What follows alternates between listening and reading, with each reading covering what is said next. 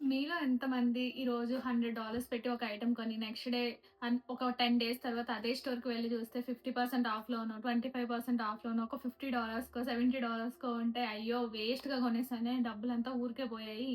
కొన్ని రోజులు ఆగున్నా బావున్ను అని ఎంతమంది ఫీల్ అయ్యారు మీలో? నేనైతే అలా చాలా సార్లు ఫీల్ అయ్యాను. నేను రీసెంట్‌గా ఇది కొనుక్కున్నా అనమాట. ఒక హుడీ లాంటిది. దీన్ని నేను $35కి పర్చేజ్ చేశాను. ఒక 20 డేస్ తర్వాత మళ్ళీ వెళ్లి చూసాను. వెళ్లి చూస్తే అక్కడ నేను కొన్న దానికన్నా చాలా తక్కువకుంది. ఒక $20కే ఉందది. అయ్యో! వేస్ట్‌గా డబ్బులంతా పోయాయే అనుకున్నాను. కాకపోతే అప్పుడే నాకోటి తెలిసింది. ప్రైస్ అడ్జస్ట్ అని ఒక ఆప్షన్ ఉంటదని జెప్పి. మీలో ఎంతమందికి తెలుసు దీని గురించి? నేనైతే ఫస్ట్ టైమ్ విన్నాను.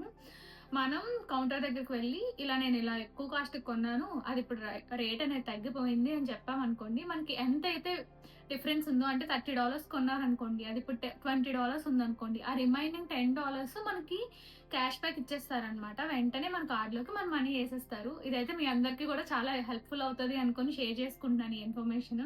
ఎప్పుడైనా ఎక్కువ ప్రైస్ పెట్టి ఏదైనా ఐటెమ్ పర్చేజ్ చేసినప్పుడు ఒక 30 డేస్ వరకు అలా అది ఏమైనా ప్రైస్ అనేది తగ్గుతుందా? ఏమైనా ఆఫర్స్ పెట్టారా? అని చెప్పి చెక్ చేసుకుంటే చాలా బెటరు. ఎందుకంటే డబ్బులెవరికీ ఊరికే రావు కదా!